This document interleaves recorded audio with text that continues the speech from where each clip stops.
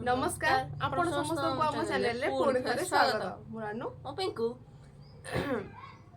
ତ ଆଜି ଆମର କ'ଣ ଅଛି ସ୍ପେଶାଲ ମାଟି ହାଣ୍ଡି ଚିକେନ ଆଉ ସେଇଆଡ଼ ନେଇକో ମୋତେ ନେଇକో ମାଟି ହାଣ୍ଡି ଚିକେନ ଆଉ ମାଟି ହାଣ୍ଡିରେ ପଖାଳ ଭାତ ମାଟି ହାଣ୍ଡିଟା ନା ଆଚ୍ଛା ତ ମୁଁ କହିଦେଉଛି ଆଜି ପୁରା ଆମର ପୁରା ପିଓର ଓକେ ଦେଶୀରୁ ଆହୁରି ଦେଶୀ ଆମେ ଆଜି ହେଇଗଲେ ତ ମୁଁ କହିଦେଉଛି ଫାଷ୍ଟ ଆମର କ'ଣ ଅଛି এটা দেখা যাଉଥିବ ନା ଏଇଟା ଫାଷ୍ଟ ଆମର ହେଲା ଚିଲି କୋବି ଓକେ ତ ଏଇଟା ଆମର ଦେଖନ୍ତୁ ପୁରା ମାଟି ହାଣ୍ଡିରେ ରନ୍ଧା ହେଇଥିବା ଚିକେନ୍ ମାନେ ପୁରା ବଡ଼ ହାଣ୍ଡିରେ ରନ୍ଧା ହେଇଥିଲା ମୁଁ ଛୋଟଟାକୁ ଟ୍ରାନ୍ସଫର୍ କରିଦେଇଛି ତ ହେଲା ନା ମାଟି ହାଣ୍ଡି ଚିକେନ୍ କହିବାକୁ ଗଲେ ସେଇଟା ତ ଏଇଟା ପୁରା ଆମର ଦେଖନ୍ତୁ ପୁରା ଝୋଳ ହେଇଛି ଚିକେନ୍ଟା ପୁରା ବାସ୍ନା ତ ମାଟି ହାଣ୍ଡିରେ ଯେଉଁ ରନ୍ଧା ହେଇଥିବା ଖାଦ୍ୟ ମାନେ ତା ତ ଅପର ଲେଭୁଲ୍ର ପୁରା ତ ସେଇଟା ଆଉ ଆମର ମାଟି ହାଣ୍ଡିରେ ମାଟି ହାଣ୍ଡି ନାହିଁ ମାନେ ପଖାଳ ଭାତ ଆଉ ଦେଶୀ ବାସି ପଖାଳ ଭାତ ପୁରା ମାଟି ପାତ୍ରରେ ଯେଉଁଟା ତ ସେଇଟା ତାର ବି ସେଇଟା ଆମେ ପୁରା ସେମ୍ ଆଜି ମାଟି କହିଲେ ନାଇଁ ଗୋଟେ କିଛି ଡିଫରେଣ୍ଟ ଆମର ହଉ ସବୁଦିନ କ'ଣ ସେଇଟା ଆମର ଗୋଟେ ଅଛି ଡିଫରେଣ୍ଟ ହେବା ଦରକାର ତ ଚିଲି କୋବି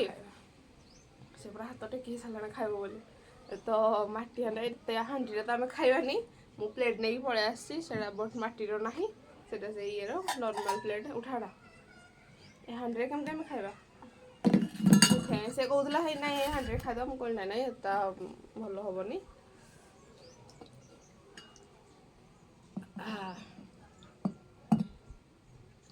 ତ ମୁଁ ଆଗ ସର୍ଭ କରିଦିଏ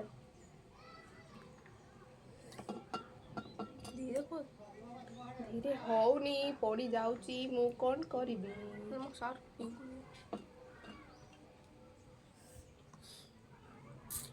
ରେଡ଼ି ପୁରା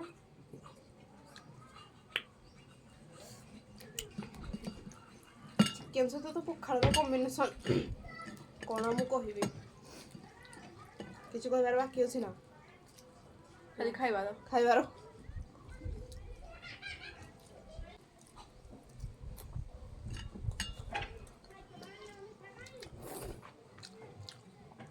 ଚିକେନ୍ ଯାଉଛି ବଢ଼ିଆ ଅଛି ଡିଫରେଣ୍ଟ ଅଛି ସେମାନେ ଯେମିତି ନର୍ମାଲ ଇଏ କରନ୍ତି ହଁ ଡିଫରେଣ୍ଟ ଅଛି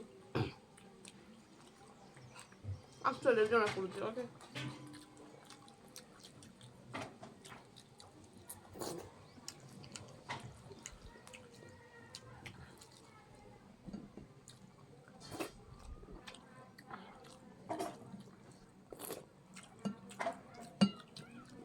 ଚିଲି କୋବି ଖାଇଲୁଣି ରେଡ଼ି ବଢ଼ିଆ ଅଛି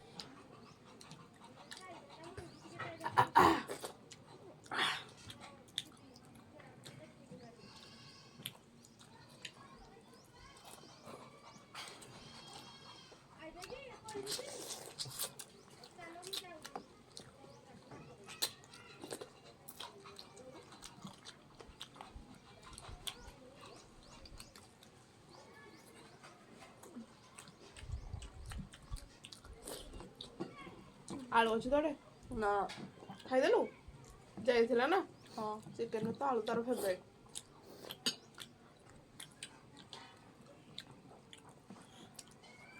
ଭଲ ବି ଲାଗେ ଆଳୁଟା।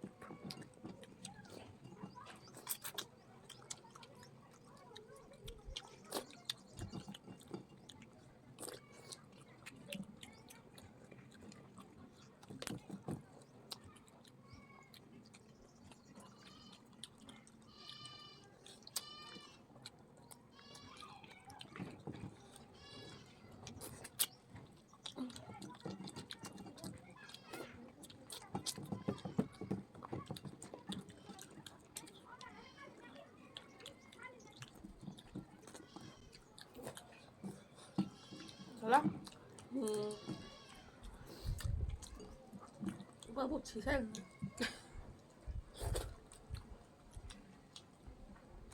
ମତେ ମସଲା ଲାଗିଲା।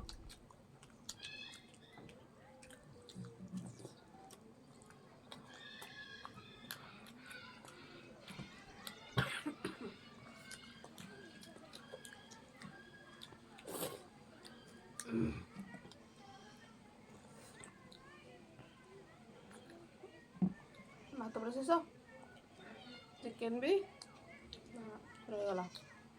ମତେ ଆଜି ପୁରା ମସ୍ତ ଲାଗିଲା। ଚିଲି କୋବି ହେଇଗଲା। ଆପଣମାନେ ନିହାତି ଥରେ ଟ୍ରାଏ କରି ଦେଖିବେ। ଓକେ, ମସ୍ତ ଲାଗୁଥିଲା। ମାନେ ଯଦି ଲେଗ୍ ପିସ୍ କରାହେଇଥାନ୍ତା, ମାନେ ସେ ଯେଉଁ ମାଟି ହାଣ୍ଡିରେ ଆହୁରି ମସ୍ତ ହେଇଥାନ୍ତା ନା ଲେଗ୍ ପିସ୍ ଗୁଡ଼ା। ତ ଆମ ଭିଡ଼ିଓ ଶେଷ କରିବା। ମାଟି ହାଣ୍ଡିରେ ନିହାତି ଥରେ ଟ୍ରାଏ କରି ଦେଖିବେ ଏକା ହେଲା। ମୋ କଥା ଅନୁସାରେ, ଓକେ, ମୋ କଥା ଅନୁସାରେ ଥରେ ଟ୍ରାଏ କରି ଦେଖିବେ। ତ ରହିଲୁ, ନମସ୍କାର।